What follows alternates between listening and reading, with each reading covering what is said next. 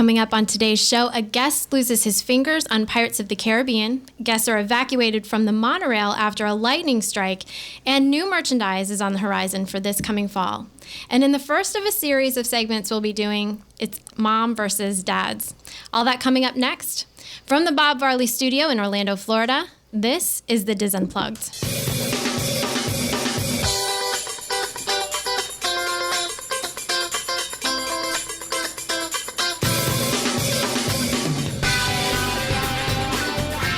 This is the Diz Unplugged, episode 721 for the week of July 15th, 2014. The Diz Unplugged is brought to you by Dreams Unlimited Travel, experts at helping you plan the perfect Disney vacation. Visit them on the web at www.dreamsunlimitedtravel.com. Hello, everyone, and welcome to the show. Coming to you live from the Bob Varley Studio in Orlando, Florida, I'm your host, Jenny Lynn Knopp, sitting in for Pete Werner. And this week, I'm joined at the table by my good friends Corey Martin, Kathy Whirling, Sean Michael Noah, and special guest Scott Garland, a.k.a. Scotty Too Hottie. Back in the production nook are associate producers Craig Williams and Sean Thompson. Well, there you have it. Okay, so for housekeeping this week, we want to remind you Pete and Dustin are in Hawaii with Dreams Unlimited travel agent Tracy Heinrichs. They're working on a segment that's going to be airing August 19th and discussing an Aulani vacation that includes island hopping around Hawaii. So we all look forward to that. Should be some good stuff. And then we're missing Kevin and John this week again because they have family from out of town. So we're looking forward to their return in a couple weeks. I also need to remind everyone to be sure to download the Diz Unplug app for the iPhone and Android. It's free, and we're hearing really great things about that. Everyone's loving it. You can listen to all of the past episodes of the Diz Unplugged, so make sure you get yours. Also, we need to go over the upcoming Diz meets that are to raise money for Give Kids the World. We've got quite a few of them. Next one is Nova Scotia. That's coming up August 8th through 10th. That's going to be in Halifax. Then we're hitting Indianapolis on September 6th. Our New England meet is going to be October 3rd through the 5th. That'll be in Plymouth, Massachusetts. And then we have Arizona coming up in October 24th through the 26th. And I'm not done yet. We need to talk about the Disneyland show synopsis. Just a reminder to tune into the Disneyland edition for the Diz Unplugged, which airs every Thursday. You can subscribe to them on iTunes or check them out by going to thedizunplugged.com. This week's show, Michael Bowling is going to continue his lead up to next year's 60th anniversary of Disneyland, and they'll be looking at opening day with Tom, Tony, and Mary Jo. You're going to check out the new menu with them at the Alfresco Tasting Terrace as they begin drinking around California Adventure. And then also Thursday is Disneyland's 59th birthday, and Tom's going to be in the park celebrating. So follow at the Diz on Twitter for updates on that. Does anyone else have housekeeping that they wanted to talk about? Real quick, I just want to say happy 10th anniversary to my wife. I doubt she's watching right now, but tomorrow is our 10-year anniversary. Happy anniversary. Pretty cool. Yeah, way to go. Yeah. Very, very cool. I also wanted to say hello to Andy, who is a viewer, and he's got some stuff going on. We wanted to shout out to you, Andy Marks, and hope to hear from you. So, okay, Hall of Fame this week, we have an entry from a cast member, and that comes to us from Sophia in West Virginia. She writes, "We had a goal to ride the Tower of Terror ride as many times in a row as we could. The queue was short for most of the day, but towards the end of it, the line started to grow. After our 12th ride, we were disappointed because we wanted to make it to that lucky number 13, but the line was too long and we were exhausted. But this lovely cast member not only encouraged our 13th ride, she also took us backstage to avoid the queue and placed us right back in front of the elevator for our notorious 13th ride. The Disney magic was strong with this one. So, congratulations, this lovely cast member. You have now been inducted into the Cast Member Hall of Fame. That's actually really kind of cool, Yeah. I think. That's a special touch, trying to make that goal, and it wouldn't have been possible if this lovely cast member hadn't stepped in to help that. All right, so poll results We want to remind everyone that we are looking for you to give us your favorite moments of the show over the past 8 years. Sean's going to be selecting a winner each week. We'll read that person's name, but it's going to be the same poll continuing until July 28th. So keep giving us your favorite moments from the show, and each week we'll be picking someone to win a $50 Disney gift card. This week's winner is Otto Thielemann. I hope that I said that right. And he had something really cool to say. I liked it. He says there's not one specific moment I can recall and that he can call the best for him, but honestly, he really loves the integrity that we present on the Diz podcast. He says it's very easy to get swept up by the theme park world, but being positively critical is the best thing, and I love the Diz for that. Maybe one moment that he singled out would be the rant on the reactions from the Maleficent movie review that we had a few weeks ago. That got a little tense. Okay, so he says a big bow for standing for your team and not being afraid to call out the ignorance from some community members. Thanks for all 8 amazing years. I thought that was really cool. Yeah, it was. Mm-hmm. I think that is one of the things that makes us stand out as a podcast. There's no sugarcoating here. No. But at the same time, we all still love Disney, and we just kind of... Yeah. When you love something, you want to try to improve it. Right, exactly. We say it like it is. It's not all pixie dust and rainbows all the time. So, yeah, all right. Well, at this point, we have the news. I'm going to throw it over to Sean. All right, so our first news story is very exciting. Magic Kingdom guest got tips of fingers cut off on Pirates of the Caribbean. A guest on Walt Disney World's attraction, Pirates of the Caribbean, got the tips of his 2 fingers cut off on the morning of July 10th. The injury was confirmed by the Reedy Creek Fire Department, and the guest involved was a male from the United Kingdom. Which I don't know why that's important, but it is. The tip of his pinky finger and his right ring finger were cut off, though the exact method of injury is not yet known. There are several rumors going around, some of which state that he had his hand in the water as the boat went down the drop. There are no confirmed details yet verifying if this is true or not. The ride was shut down for inspection for 5 hours, presumably to get the fingers, and the attraction opened up the same day, 5 hours later. The injured guest was taken to a local hospital. Well, I think with that, it's safe to say that when they tell you to keep all hands and everything else inside the boat, that's not a joke. This baffles me. I don't know why someone would have their hands in the water at all. Yeah, you always see the people splashing and doing stupid stuff. But not going down that. To have your hands so far into the attraction that your fingertips are going to get cut off. I don't know, maybe he's got like crazy long fingers or something. Not anymore. His daughter was posting on the Diz. She had started out posting on a British website and then came to the Diz and said a few things. And she said that what they always did is they put their hands up. But that is not what the dad said. I was going to say, I don't think he got his fingers cut off from him holding his hands up. Well, everybody was trying to decide, how tall he was, that because there's an envelope apparently that they do that with when they're testing rides to make sure that nobody can do that. But then he came back later and said that he had stuck his hands over the side of the boat.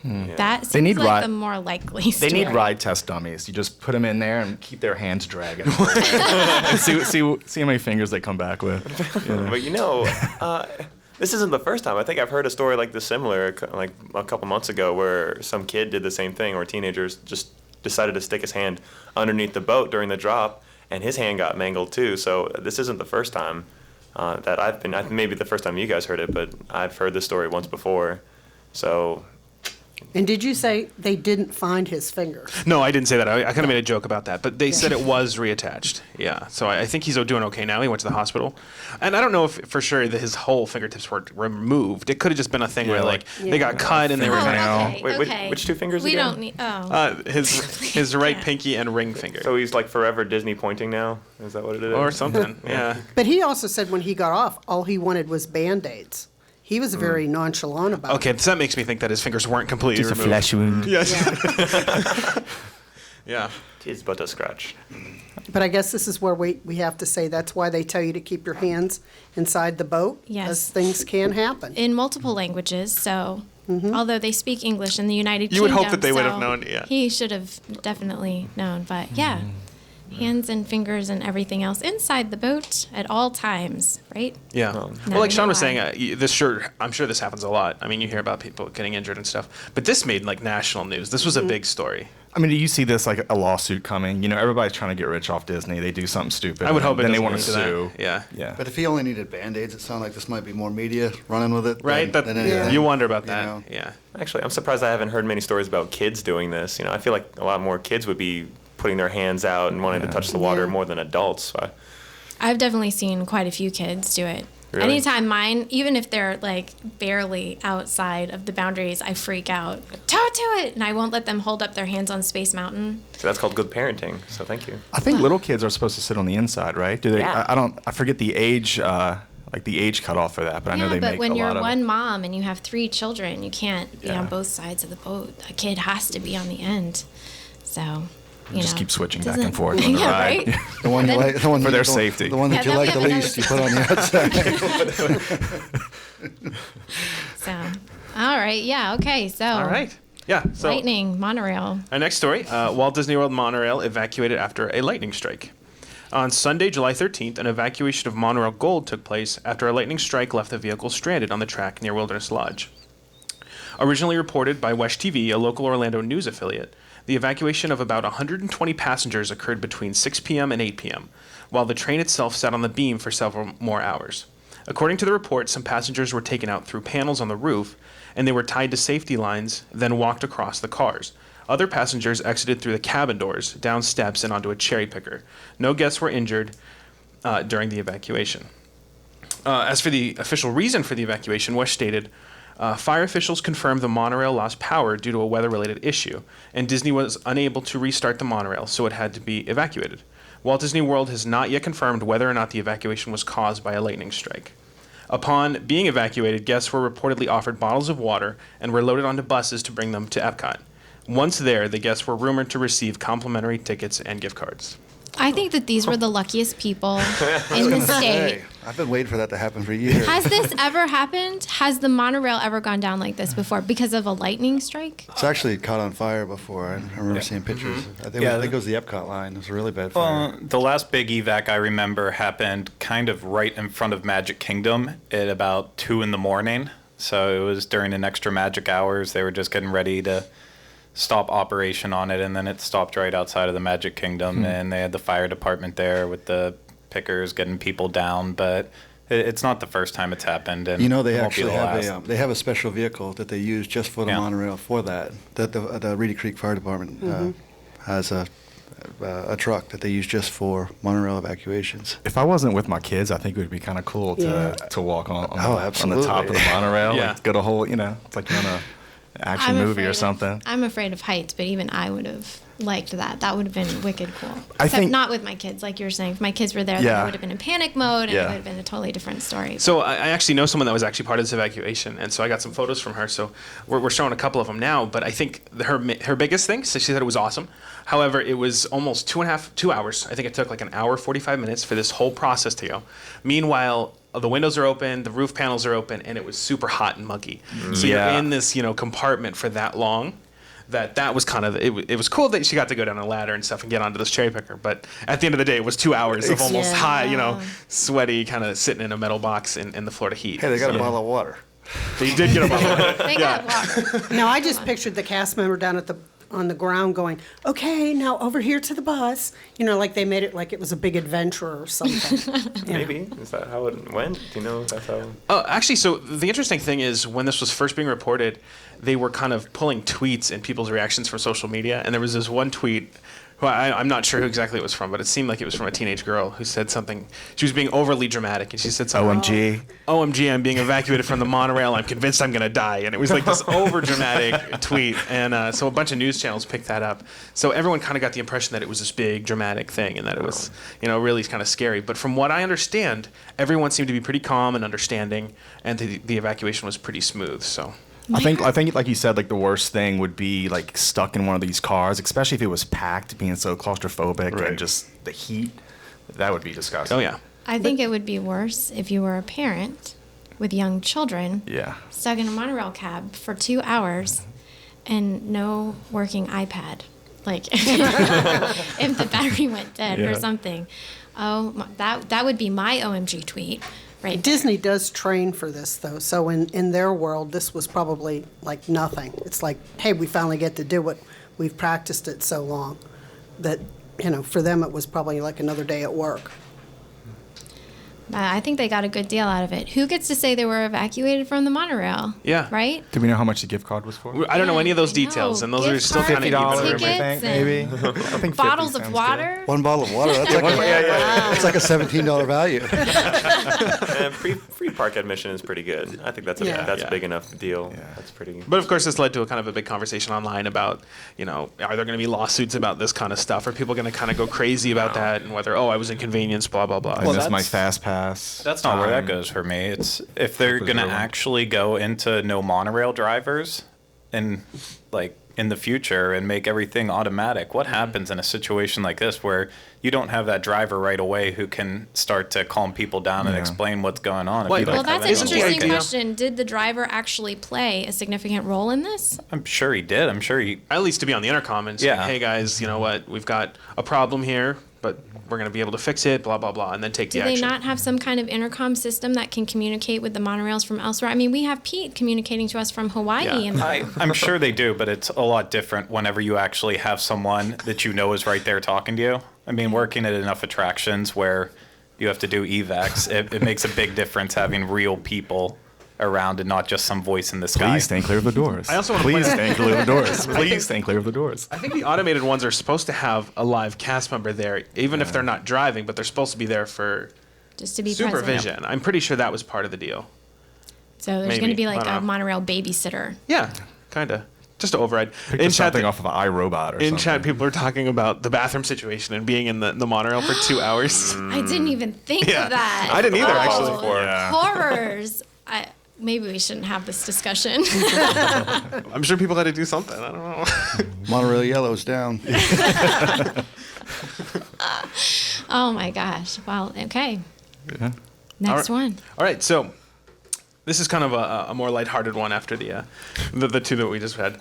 Disney Parks blog reveals new merchandise coming to Walt Disney World and Disneyland. Earlier this week, the Disney Parks blog announced new merchandise that will be arriving in parks on both coasts this year. The retro-inspired character collection, which is out now, consists of dishes, mugs, and glasses that feature a vintage food-related designs with popular Disney characters.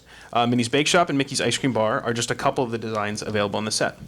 And also continuing with the popular retro trend, new merchandise is coming to Downtown Disney's new store, the Marketplace Co-op, this fall.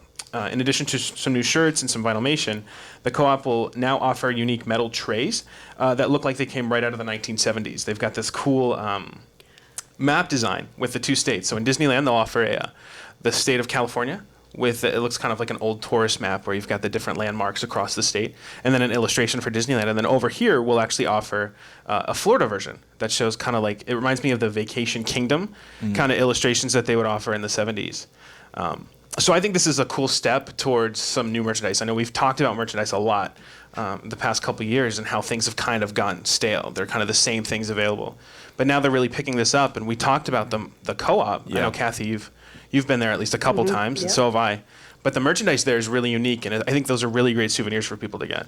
I think with a store like the Co-op, I think Disney's going to have to keep their game, completely stepped up from now on as far as merchandise is concerned, because that store needs original merchandise like this. You just can't put like the, just standard merchandise in there. You need like original stuff like this. It's an awesome store. Yeah. Scott and I went to it a couple weeks ago. We'll be talking about that later on in the show. But I was really impressed with the merchandise that they have there, the home decor stuff, even like the makeup area. And it's just all very unique. I enjoyed it anyway. So I think I have that Florida one.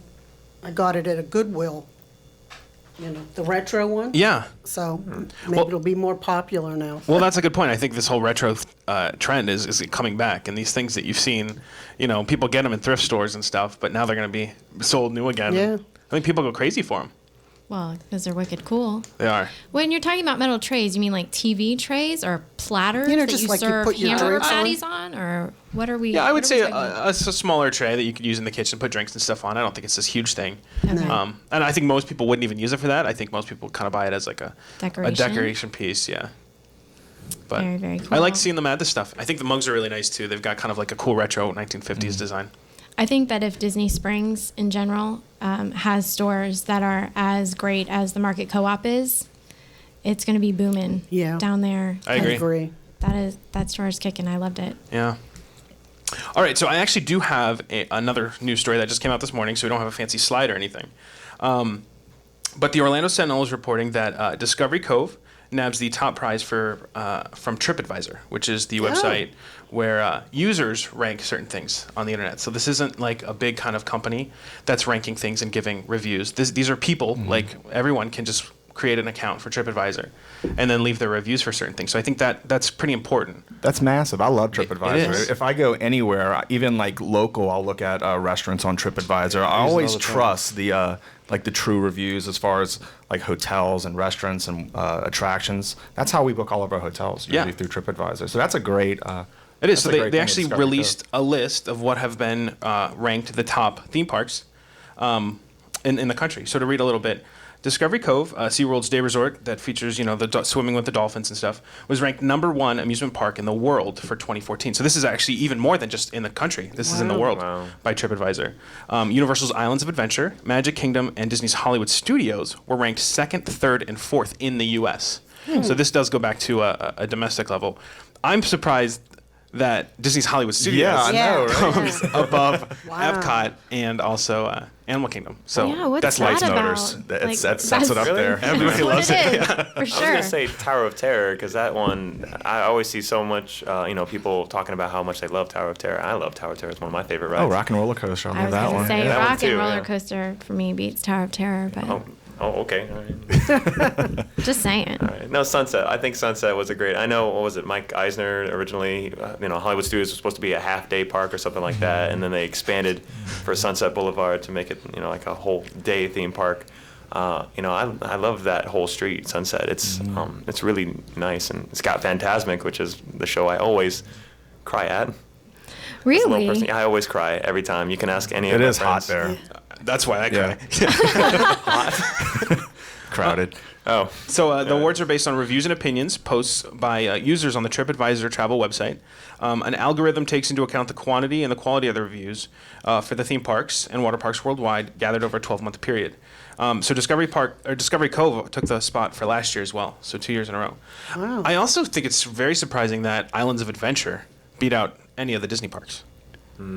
Yeah, I'm just really baffled by this Do you think whole it's Harry thing. Potter, though? The Just goes to entire show what Harry thing. Potter's I think doing, that's I exactly think. what it is. It's more Yeah. of a vocal I think crowd. and plus this is globally. These are people Right. voting from all over. So this isn't just Right. Yeah, you're U.S. right. tourists. These are people from all over the world coming in and leaving these reviews. Yeah. Wow, I'm just shocked, I stunned. mean, Harry Potter and Spider-Man. Spider-Man's still one of the best rides in the world, I think. You like Transformers? It's Transformers is too loud and too rough. I don't know. It's weird Yeah. coming from a wrestler, I know, but but I really like Spider-Man. I remember the first time I did it, it was just like, wow. Yeah. I heard a story, and I don't know if this is true. The day that I went to Islands of Adventure for the first time, I was in town with WWE, and they took us there, and we had a guide with us, and he said that he had actually had Michael Eisner on a tour before us, and when Michael Eisner did Spider-Man, he said this is better than anything that we have right now. I don't know if it's true, but that's what the guy told us that day. That's how I feel about the Forbidden Journey, the Harry Potter ride. In my opinion, I'm diehard Disney, but in my opinion, the Forbidden Journey is hands down the best theme park ride in Orlando. So, I mean, that explains Islands of Adventure to me, but I'm just shocked that everyone else has, chimed in like that. Yeah. I kind of get Discovery Cove. It's hard to beat swimming with dolphins. That's such a unique experience. I Yeah. think that definitely stands out above everything else. As much as I think Disney in terms of theme parks are definitely unique. There's no way you can compare. You pay with- for it. I mean, Yeah. you definitely pay Yeah. for it, but it's like it's all inclusive. I Yeah, think when of you it break like it being down, like, I mean- like at Castaway Key or something. Yeah. Right. Where it's like the food's included. Right. I mean, everything's drinks. included. Parking's included. Except Food's drinks, included. Yeah. And you also get the Busch Gardens or SeaWorld ticket with it. So when you Yeah. break it all down, it's really not that bad for what you get. I mean, it's an awesome experience. Just, with dolphins. just to leave in something for Corey, the top water park in the U.S., according to this TripAdvisor survey, is Disney's Blizzard Beach, of course. Sweet. Followed by Typhoon Lagoon, and then Aquatica, which is SeaWorld's water park. Wet n Wild, which is Universal's, is ninth in that list. Wow. So, yeah, and then just to run through the whole list of 10 is in the U.S., Discovery Cove, Islands of Adventure, Magic Kingdom, Hollywood Studios, Disneyland in California, then Animal Kingdom, SeaWorld Orlando, Cedar Point, which is in Ohio, and then Universal Studios Hollywood, and then Busch Gardens in Tampa. Epcot's not even on that list. I know. Wow. I kept waiting for it, but no. Yeah. People drinking around the world, they don't. They're too drunk to go home to review. They don't have time for TripAdvisor. That regret stage of like, I'm never going to do that ever again. I should not tell Someone them. in chat actually pointed out that this is probably kind of skewed because maybe the audience that uses TripAdvisor might be a younger audience. So that might account for some of these theme parks are kind of geared towards a younger Okay. audience. Because something definitely feels skewed to me. But that makes sense to me. I mean, number Yeah. 2 is Islands of Adventure. You think all the Right. theme park, the thrill rides there. Yeah. And then for studios to come ahead of all of the other Disney parks, Exactly. I'm a little confused by that. So I think that's a pretty good Love the observation. studios, but that just It's don't funny even though, have when a I travel response. and I talk to people, away from here, they always tell me that they like Universal better. I mean, you guys know that I'm a diehard Disney person, but I've become more of a Universal person in the last couple of years. But they always say that they like Universal better. So I don't know.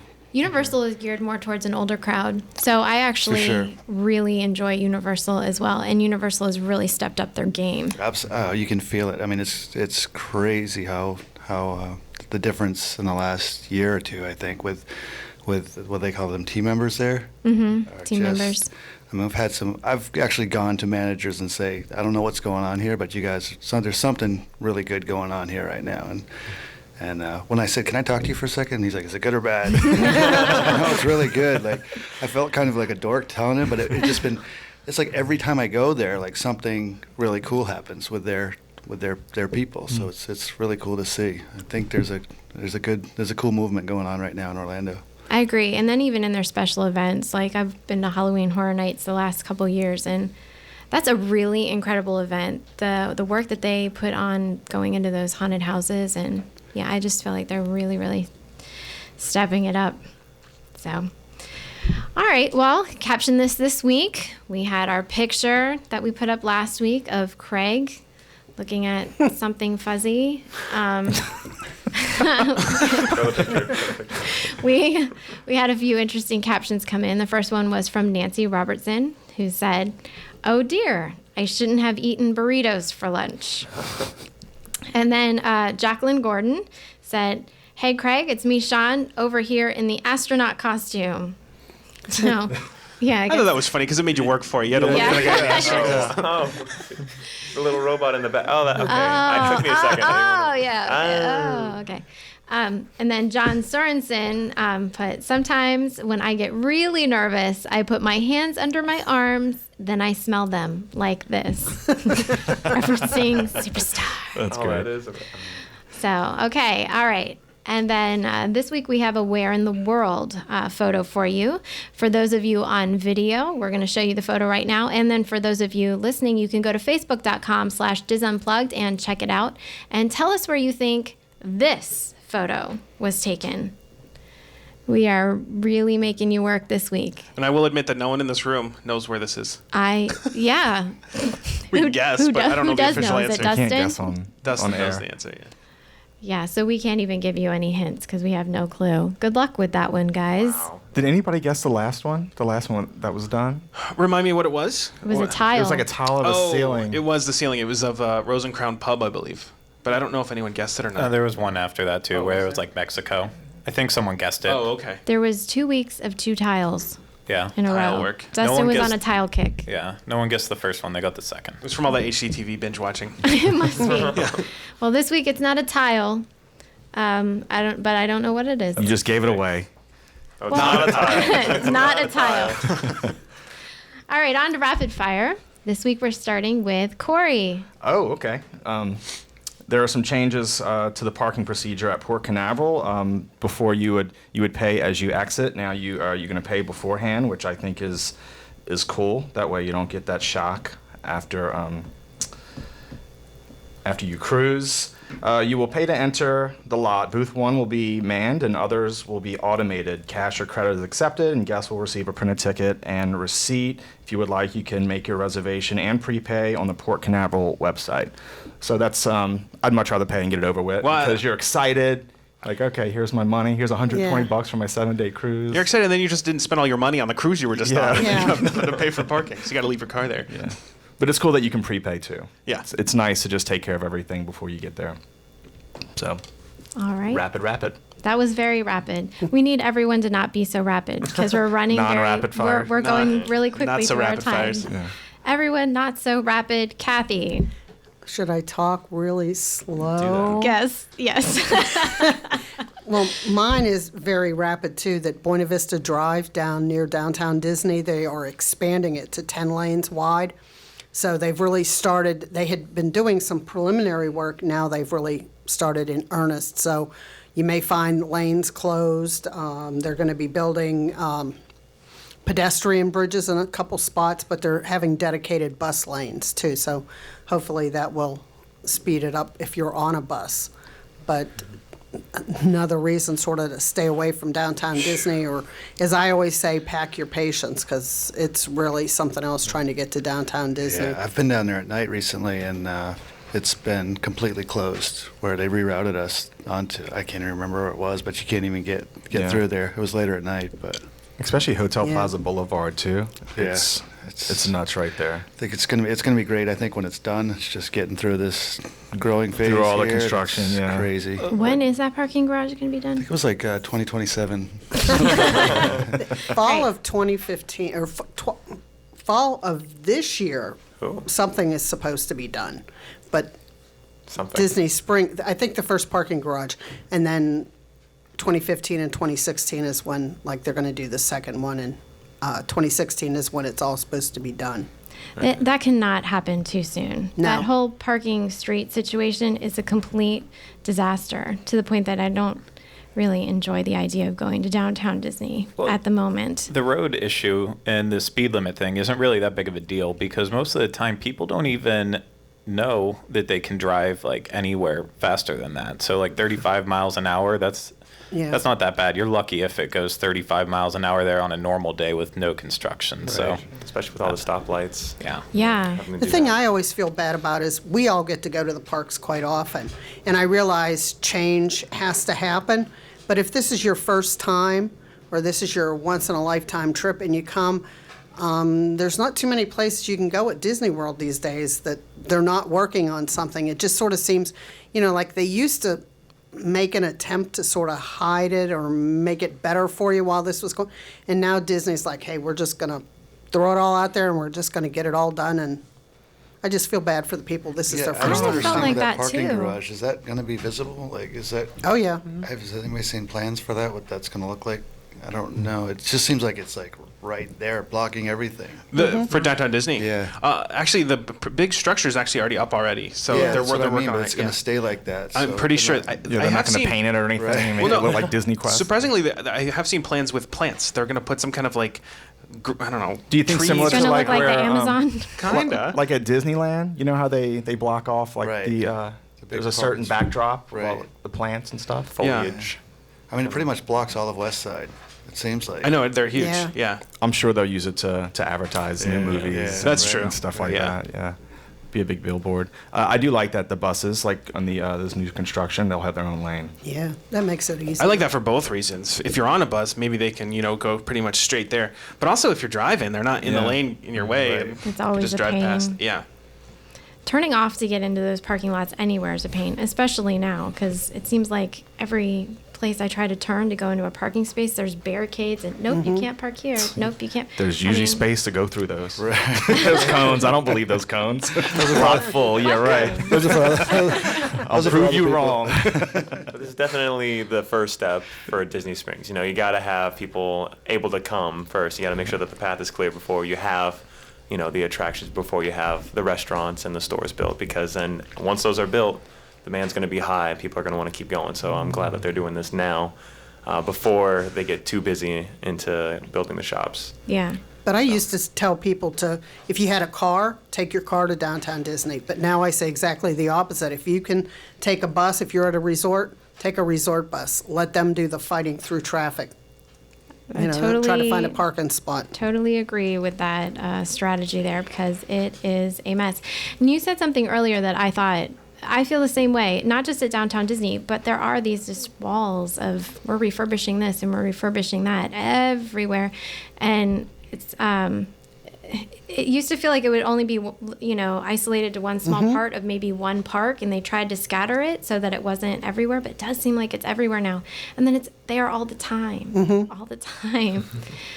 Come on. I mean, they do try to do some things on the walls and some of the part, like in Magic Kingdom where they have the scrims up. And I think that's sort of neat. I would love to visit the Scrim Factory. Yes, I would too. And they do try, but then, like going through Downtown Disney, I think they've just given it up and just said, hey, we're going to do this and just live with it. It feels like a rat maze there right now. It sort of does, yeah. Sorry. He can't contain himself. What is happening right now? Everyone in chat, they think you're naked because your hair covers up your shirt. Oh. No, I'm actually clothed, everyone. I promise. No, I know. I'm not doing the show nude today. then it made me Although think- that would be very exciting. But then it made me think of that Alanis Morissette video for Thank You India, where she is naked walking around. Thank you, India. See, it's exactly Thank like you, that. Providence. Yeah, right? Thank you, Pete. So everyone, she does have clothes on, don't worry. I'm dressed. Fully. Promise. Okay. Wow, that really threw us off track. So much for Who cares Sprint. about a stupid parking structure? Right. Today is the Diz Unplugged, the nude version. Yesterday was Naked Monday, so we're just celebrating here. All right. Sean Michael Noah, let's see if you can pull us back. Okay, cool, yeah. So the dolphins at Epcot Future World will be off stage from now until August 7th. Guests wanting to experience dolphins in depth will have to wait until the porpoise return. Porpoises? Porpoises? I don't know. They all sound good to me. Dolphins.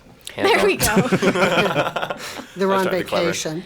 Huh? They're on vacation. They are on vacation. They probably need a vacation. Where do dolphins go for vacation? Discovery Cove. Discovery Cove? But yeah, no, actually, I had my one of my good friends actually took his girlfriend to do that Dolphins in Depth, and she loved it. They have a picture of it, and it was really cute. So it's definitely a fun thing to do. It's a great experience to have. I want to do it myself one of these days when I have $200 in my pocket. Totally, yeah, I'll do it. So, all right. Well, Craig? Me? Okay. So tonight, we didn't announce it in Housekeeping, but we have another Universal show tonight going live at 7 o'clock p.m. on our live stream channel. This week, we're going to be talking about Christmas in July. Ooh. Yeah. So if you want to know what that means, you need to... It's a very hard concept to understand. It is. Especially when you live in Florida. No, I've been trying to wrap my head around it for about Doesn't a make week now, sense. so Yeah. I think I finally got it. All right. I hope. I hope so, too. But no, it's... You guys never heard that song before? Christmas in July? Is it like No. the Christmas shoes? No, you know that like animated feature with like Rudolph and stuff like that. I think it was like a second movie where they celebrated Christmas in July. That's where we stole the idea from. Oh. You weren't supposed to bring that up. Whoops, copyright. But yeah, so tune in tonight at 7 o'clock, or it'll be on YouTube and able to download it, the audio version on Friday. Yeah. So, yep. All right. And Sean? Okay, so mine's kind of lame, but I like it. Just a little disclaimer we're throwing out Don't there. have too high hopes. Way to hype it up. So basically, this entire year, Disney's been doing this campaign, Show Your Disney Side. So, it kind of involved a lot of social media. So people kind of interacting with their accounts, kind of interacting kind of their passion for Disney with these different outlets. So I know that in the beginning of the year, they did a Vine campaign. And the commercials were all over TV where there were people showing their Disney side, and they were kind of acting like a Disney movie or kind of showing what they love. And then they would kind of show they would record their own vines at home. You didn't have to be in the parks. It kind of interacted with them while they're at home. And they would film these things, and then Disney would retweet them. And then there was a contest. I think there was money involved too. But to kind of continue this thing, and I know Craig talked about it earlier a long time ago, but they've had people draw sidewalk art with chalk. either like in their driveways at home or on a chalkboard and stuff. And so they've collected these. And there was a blog post earlier this week where they kind of showcased a few of these, and they're unbelievable. Like, these people went all out, and they did such a good job with these chalk drawings. And there's different ones of all levels. I mean, there's some that probably kids have worked on, having fun at home. But then there's like some professional artists that have done those some as well. So my favorite one is this Adventureland Dole Whip one, where they made this whole tribute to a Dole Whip, and it just looks fantastic. So I would definitely recommend going to check these out. And then it rains. Oh. Thankfully, this one was actually on a chalkboard inside the house, so they'll kind of keep that forever. But I think it's a great way that Disney has kind of brought this out to involve fans of the parks. Mm-hmm. And I think one of the best parts is that you don't have to be in the park. So I think a lot of people don't come all the time. They'll go every few years, maybe every 3 years, 5 years. So to interact with the parks while you're at home in between trips like this, I think is really cool. Yeah. So I agree. I think that Disney's done a really good job over the last few years in their social media department, just different campaigns and events that they've done to interact with their fans, especially like, as you were saying, for the people that can't get to Disney all the time. I remember what that was like living back in Virginia, and you're always looking for a way to find your Disney fix because you want to be here, but you can't, so you have to find some other way to try to connect with it. And social media to the Disney store. Yeah, right. Yeah, That's what we used to do that. It's the closest you could get. Yeah. The little animatronics and look at the window displays in the Disney store. But it's a lot easier now, especially with these things that Disney is doing, where you're not just finding your own way to connect with it, but you're actually interacting with Disney itself. I think it's really cool. Do we know of any other campaigns that they're going to be running to show your Disney side coming up? Nothing really coming up, but they have continued to take people's pictures. So I know on their Instagram accounts, if you post photos and you hashtag it, show my Disney side, they will take those and either show them on their Instagram accounts, but there's also a nice landing page where they're collecting those and displaying those for people to see. So it's kind of like an ongoing thing. So I think it's pretty cool. I do too. I think it's cool how they've kind of stepped it up like that. Well, they also did that for the Olaf summer vacation thing. We were talking about that. So it's a great way for people to interact. For that day, see their picture up on there. They can say, "Oh, that was my picture. Oh my gosh!" I was obsessed with that. Ask Craig, because he watched my Instagram when I went to the Frozen event. That was one of we skipped over it last week, but that was actually one of my favorite things about the Frozen event was to take that Olaf on a stick and carry him around everywhere and pose in different pictures doing different things throughout the day. And every single one of those things went up on Instagram, and one of my pictures made it into the show at the end of the night. Yeah, so it was Okay, so yours were on a stick? Yeah, mine was Olaf on a stick. I brought him last week. Okay, because when we went and got ours, they were not on sticks. I had heard that. I had heard somebody texted me and said Olaf was taken off of his stick because the cast members were having too hard of a time stacking the sticks. Oh, that makes sense. It was easier to stack just Olaf. But I think they should give Olaf his stick back because it's much easier for picture taking. Are you laughing at me? Well, I went yesterday, and Olaf did have his stick back. So there's a guy in the UK missing fingertips right now. And we're worried about sticks on Olaf. I am very concerned about the man who lost his fingertips. I hope that he leaves his hands inside the boat next time. Shawn Michael, how are the crowds? Have they been still extremely busy for Frozen, or is it starting to dwindle down now that it's been going on for 2 weeks?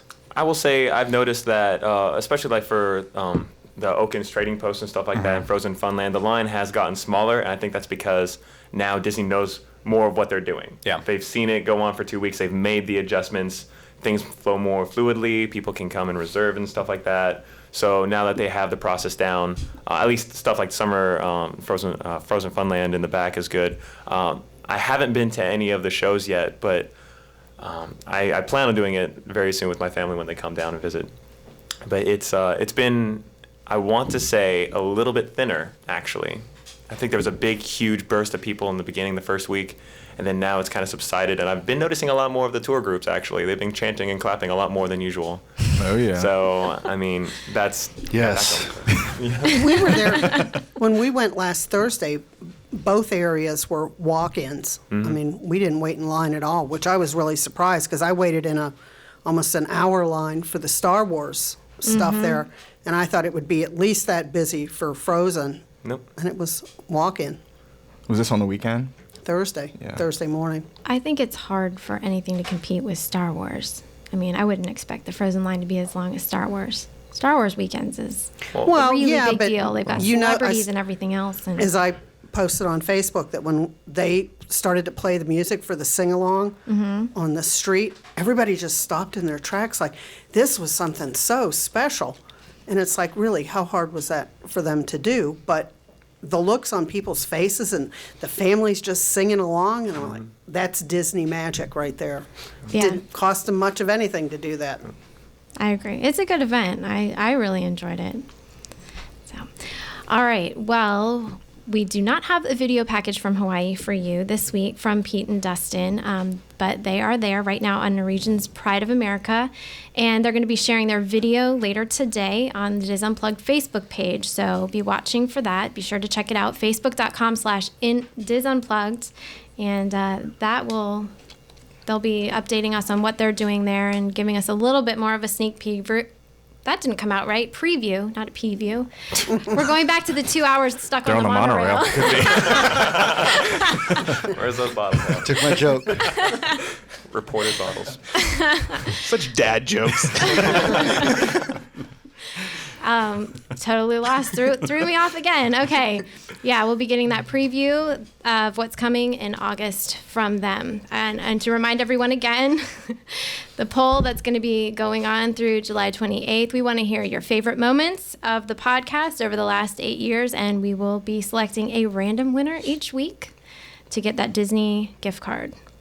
We've been So- getting a lot of good responses to this poll, so I think it's nice. I think it's good that we're leaving it open for so long because it gives people more chance to. What are we doing think with of this? their- Is it just we're just getting poll results? Are we going to do something more? We're gonna do something. Yeah, we're gonna have a big anniversary show where we talk about these moments that people have submitted. So, yeah. And we're going to sing and dance. There's right? going to be a musical number. It's That's- hosted Yeah. by Neil Patrick Harris. It's going to be this huge spectacle. So everyone Olaf get will ready be for here on that. a stick. Yeah. Oh, we're bringing Olaf on a stick, and we'll be posting those photos up on Instagram, We'll be drinking mojitos. and doing all that fun stuff. showing our Melted Disney Dole Whip. side. Yeah, okay, well, that sounds cool. All right, well, I think that's going to do it for this week. We hope you enjoyed the show. We'll see you again next time for another edition of the Diz Unplugged. Thanks for joining us, everyone. And remember, for your own personal safety, please avoid all natural bodies of water and keep your hands inside the boat.